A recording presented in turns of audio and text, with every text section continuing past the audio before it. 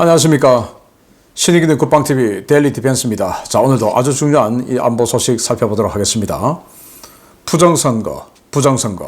정말 우리 우파 시민 여러분들 상당수가 이 부정선거에 대한 의혹, 그리고 정말 이 대한민국이 부정선거 있었냐 없었냐, 이거 정말 좀 확인 좀 하자라는 그런 생각을 가지고 있으실 겁니다. 그런데 부정선거라는 이슈를 가장 먼저 활성화시키고 확산시켰던 것이 바로 또 미국이죠. 그리고 트럼프 대통령입니다. 트럼프 대통령은 부정선거로 낙선을 한 이후에 검찰에 잡혀가서 교도소에서 머그샷까지 찍었죠. 완전히 이 부정선거랑 이 부들부들 떨리는 겁니다. 이 트럼프 대통령의 현 미국 FBI가 부정선거가 자행되었다고 트럼프 대통령 측이 주장하고 있는 미국 조지아주 중에서도 가장 큰 곳인 플론 카운티, 바로 애틀란타가 있는 곳입니다. 여기를 선관위, 우리로 지금 선관위 서버가 있는 곳인데 여기를 대규모 압수수색하고 있습니다.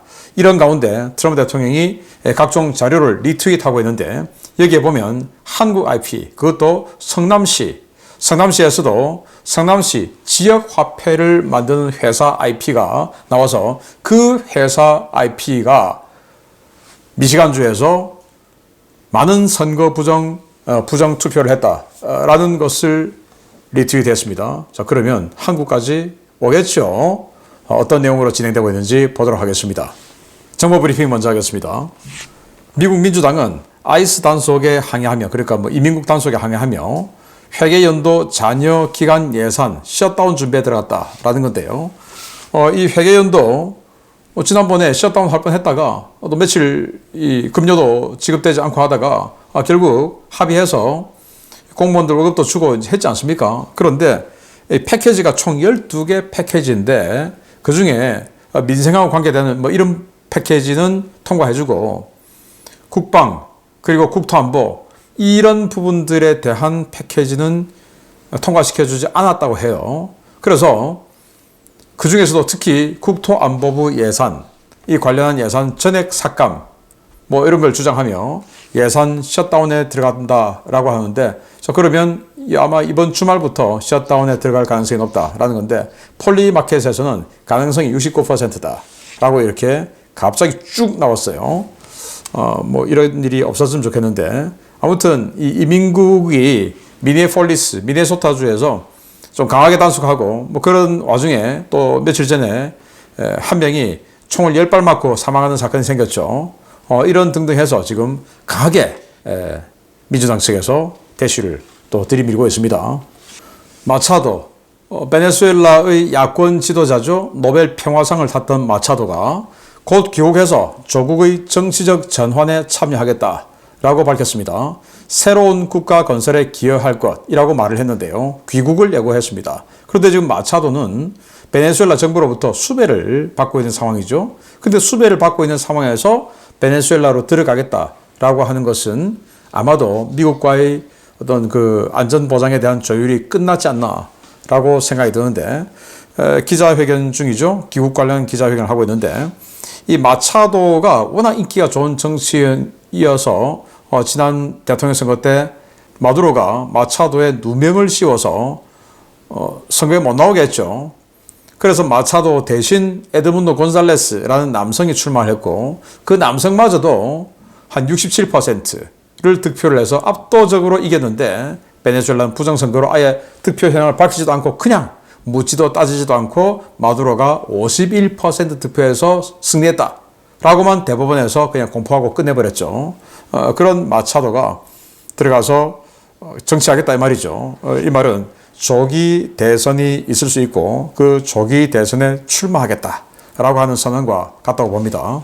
이스라엘군은 하마스가 조만간 팔레스타인 관료들에게 정권을 이양할 수도 있다라고 밝히면서, 그런데 정권은 이양을 하는데, 즉 행정력은 이관을 하는데 경찰력은 놔둔다. 즉 하마스가 경찰력은 그대로 가지고 있는다.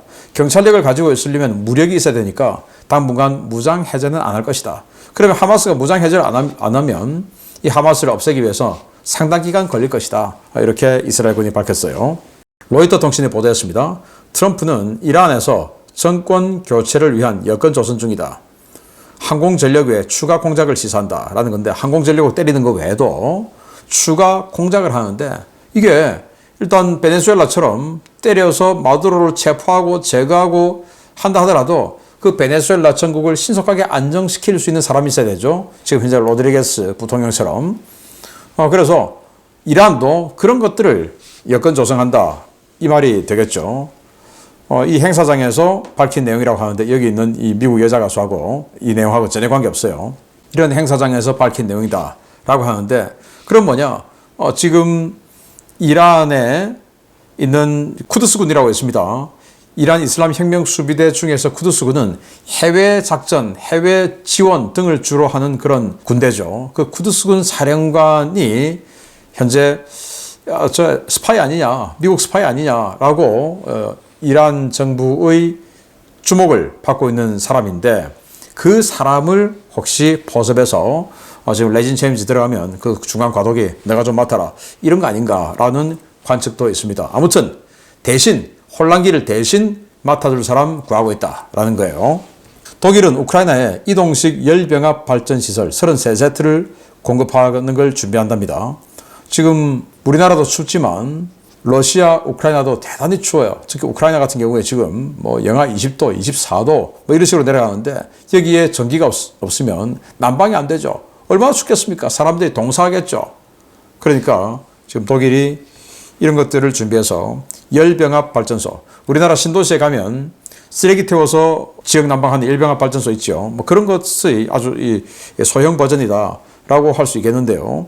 뭘 태우는지 모르겠어요. 뭐 LNG를 태우는지. 아무튼 이거 한 세트가 수만 명의 전기와 난방을 공급한다, 온수를 공급한다 라고 하네요. 뭐 굉장히 효율적으로 보이는데, 아무튼 이거 33세트를 보내줄 텐데, 그러면 이런 난방이 효율적으로 공급될 수 있는 파이프라인, 이런 것들이 파괴되지 않고 제대로 살아 있어야 된다. 그래야 난방이 공급될 거 아니냐라고 이야기를 하는데, 환경단체들은 이런 걸 가지고 야, LNG 태우면 뭐 탄소 어쩌고저쩌고 이러고 반대하는 건 아닌가라는 우려도 듭니다.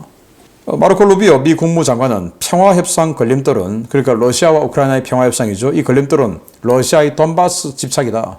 그러니까 돈바스, 도네츠크주, 루안스크주 이 두 개를 러시아는 이거 우리 땅이다 라고 철석같이 주장하면서 이거 내놔라. 그게 이제 협상의 스타트다 이거죠. 그런데 우크라이나는 우리 영토 하나도 양보할 수 없다. 이게 또 협상의 전제다 이거죠. 서로 간에 이게 교집합이 이만큼 꽉 있는 겁니다. 바로 그게 돈바스다. 즉 도네츠크주, 루안스크주다. 그거로 인해서 지금 걸림돌이 되는데, 다음 주에 UAE에서 위드코프 특사와 쿠슈너가 러시아와 협상하기로 했는데 뭐 안 갈 거다. 왜? 이거 해결 안 되는데 뭐 협상 어차피 안 될 거니까 안 갈 거다. 이렇게 이야기했고요. 크렘린은 젤렌스키가 모스크바로 오면 푸틴과 협상 가능하다. 그러니까 와라.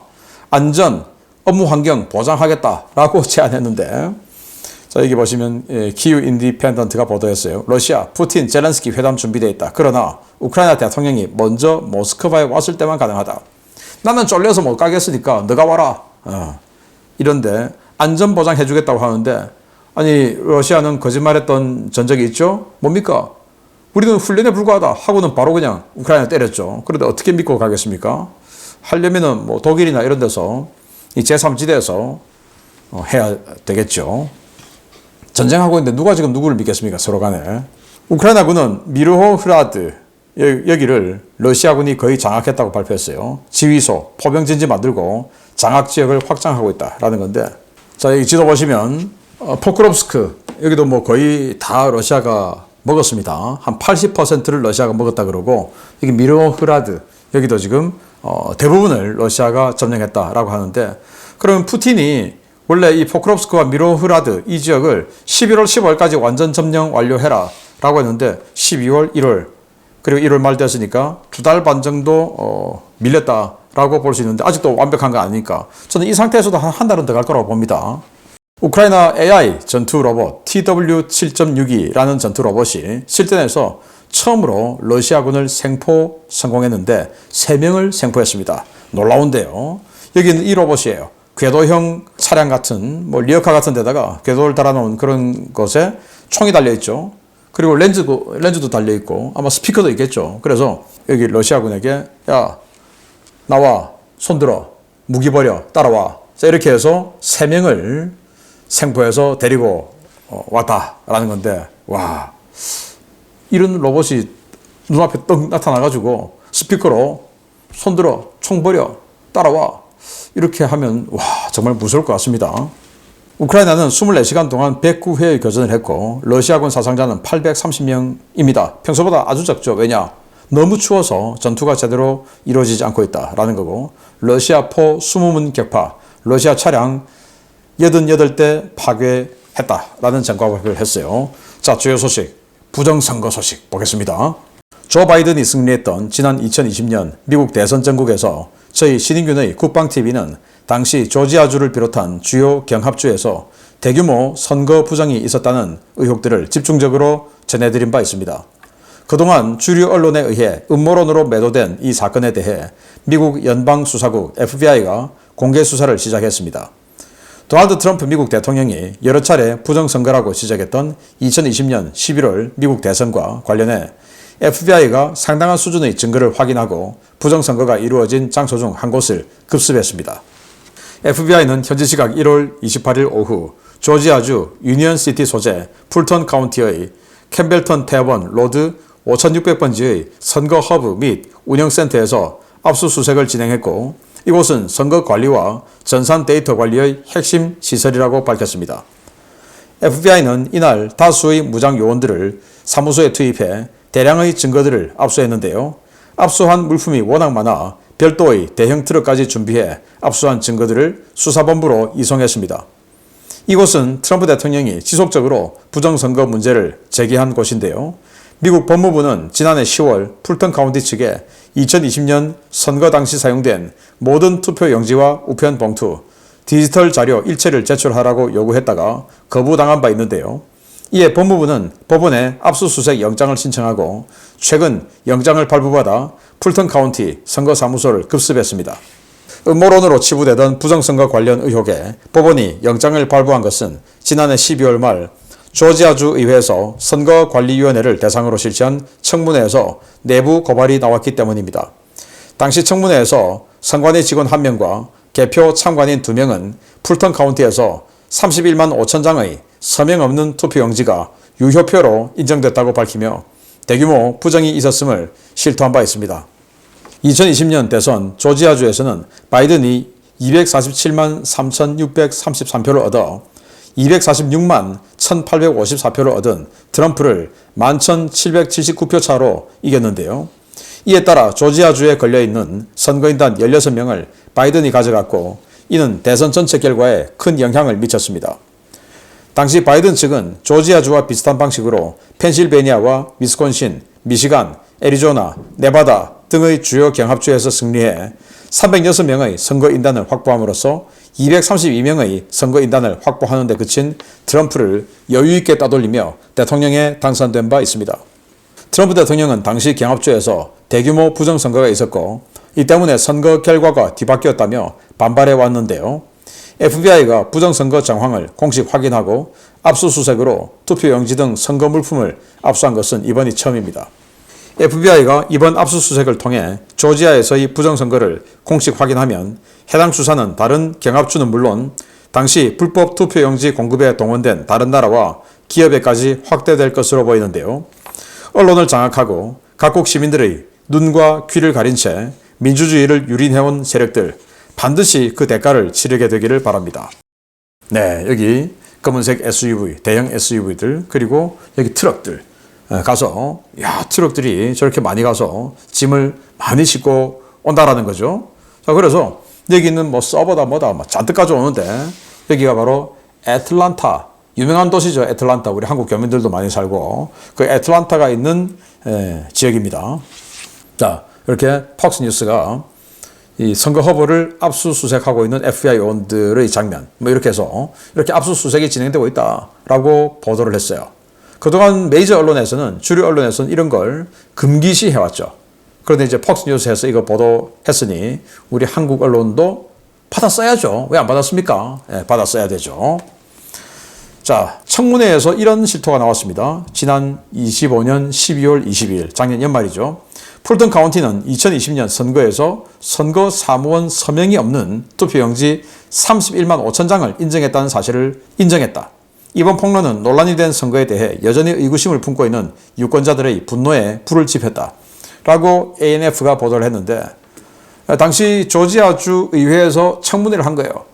2020년 대선 정말 부정선거 있었냐. 그래서 선거 사무소 또 개표 사무원 다 동원해가지고 이제 청문회를 하는데 그 중에 몇 명이 인정을 한 겁니다. 31만 5천 장이 서명이 없는 투표용지였다. 투표용지는 당연히 투표 감독관의 우리나라로 치면 도장, 미국으로 치면 서명이 있어야 되죠. 근데 서명이 없다. 그런 걸 31만 5천 장이나 우리가 통과시켰다. 라고 한 겁니다.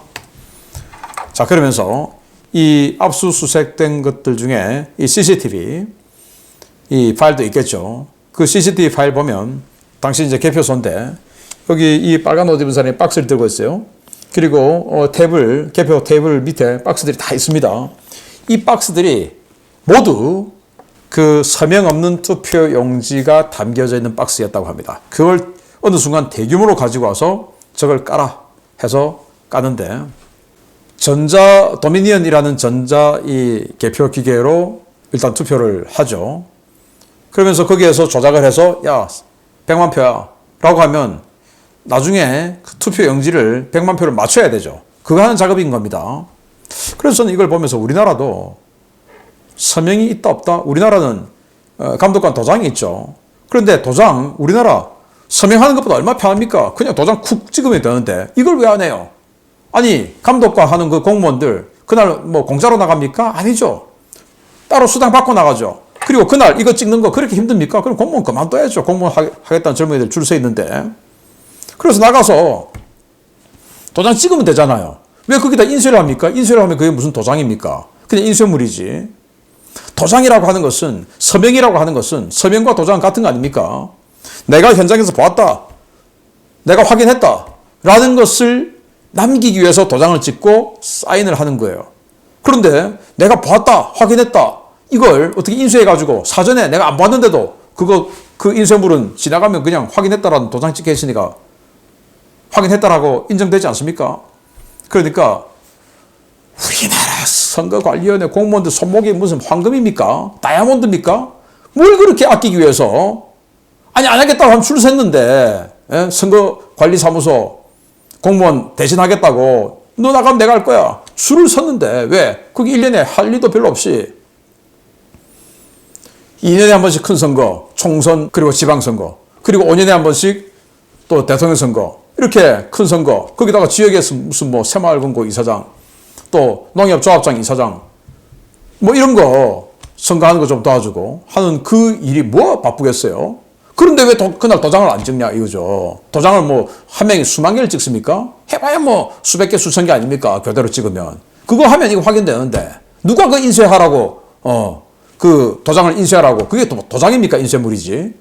우리도 해야 된다. 국민의 힘이 반드시 그런 거 관철해내야 돼요. 의혹을 민주당 니들도 정통성 있는 정권으로 인정받으려면 의혹이 없어야 될 거 아니냐. 그러면 도장 찍자. 이제 선거 뭐 인쇄물 하지 말고 도장 찍자라고 주장하면 되잖아요. 자, 그렇게 해서 이 서명이 없는 이런 인쇄물이 투표용지를 패스시켰다. 31만 5천 장.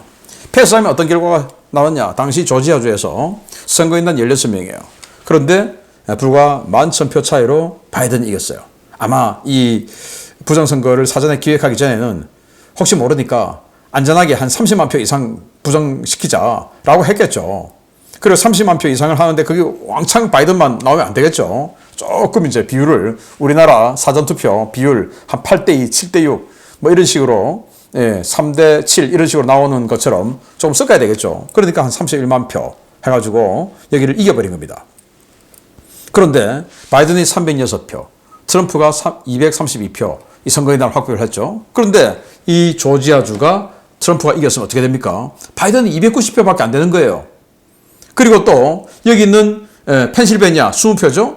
이거 만약에 이것도 부정선거 지금 의혹이 대단히 있는 곳인데 이것도 만약에 트럼프가 이겼다. 그럼 270대 270 동점이 되는 거예요.